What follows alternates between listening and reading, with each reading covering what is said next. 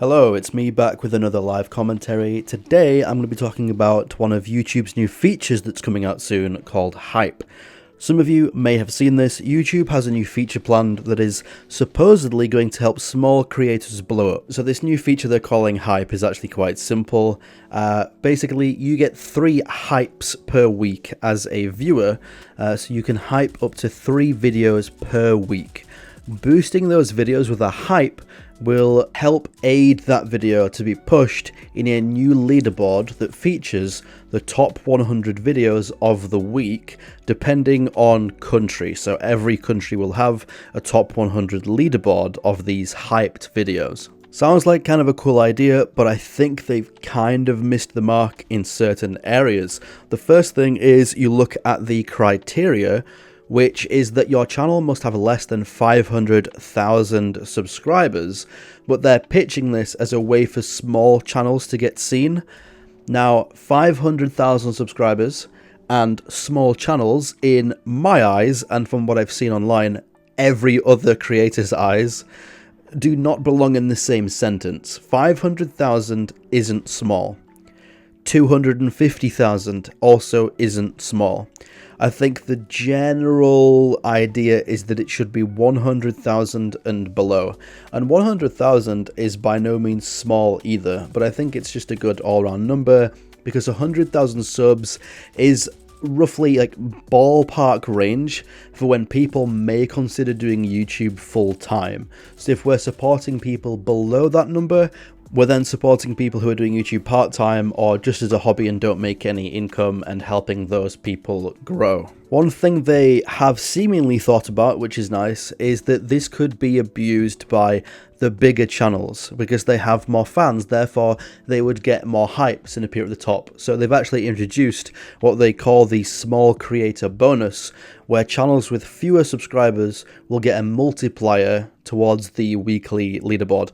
It's yet to be revealed how much of a multiplier you would have and how the number of subs that your channel has will affect your multiplier, such as like maybe if you have less than 10k you get a 5 times multiplier, maybe if you've got between 10 and 50 you get a 2 times, etc. Right? It's yet to be revealed exactly what that's going to look like. Another area where they've potentially missed the mark is locking this leaderboard per country. I don't know why it's like this.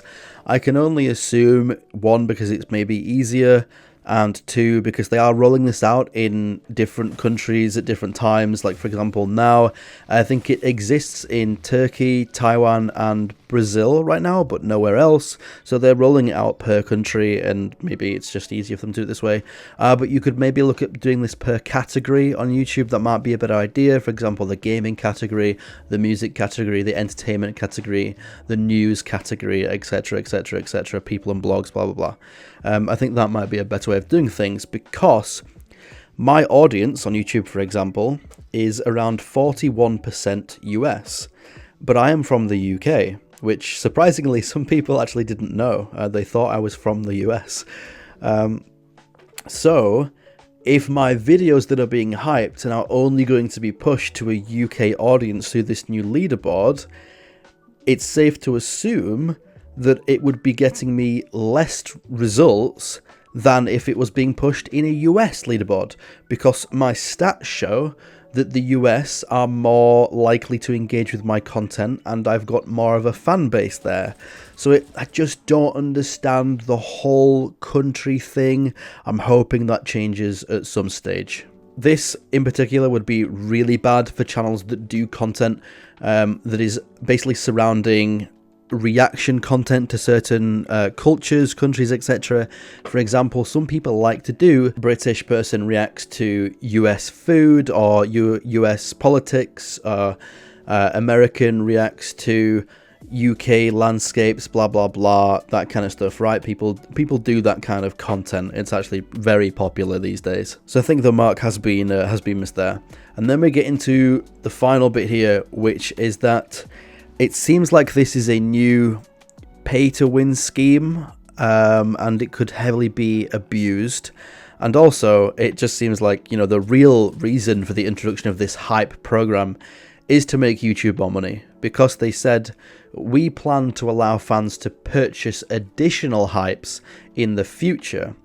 And I guarantee YouTube will probably take a cut of the purchase, likely something such as 30%, which is what they already take from super chats, and they'll make extra revenue this way. Maybe they're not making as much as they'd like through ads, and therefore they're trying to make more from the viewers to make up for people who are using things such as an ad block or a browser like Brave that doesn't show ads. But purchasing more just lends itself to be completely abused. For example, let's say that you're a fairly big creator, but you qualify, you've got 400,000 subscribers. You can just tell your audience that you're going to give something away and basically treat this like a raffle. You would say, I'm giving away a PS5 if I finish first on the hype leaderboard this week. And then all of your fans are going to start buying hypes in hopes that they win a PS5, and you therefore have an illegal lottery on your hands.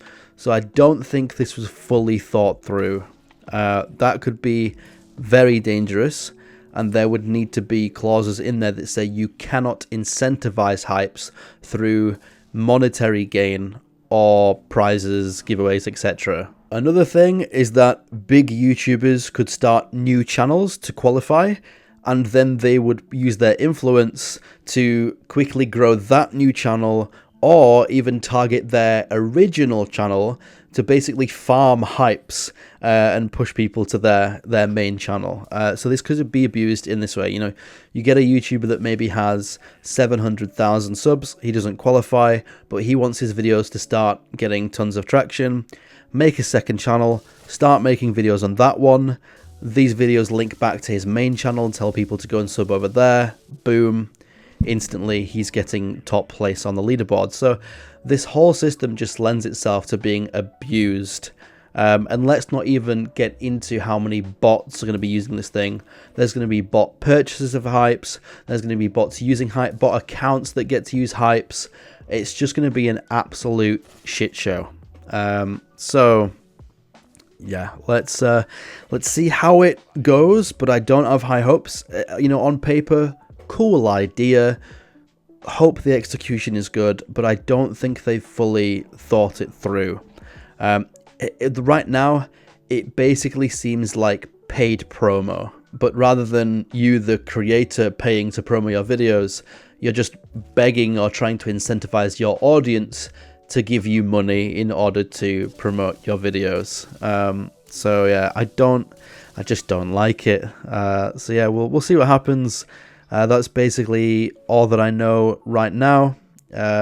Yeah, let me know in the comments below. Do you think that the new hype feature sounds like pay to win, or do you think that it'll go down very smoothly? All right, see you in the next video. Goodbye.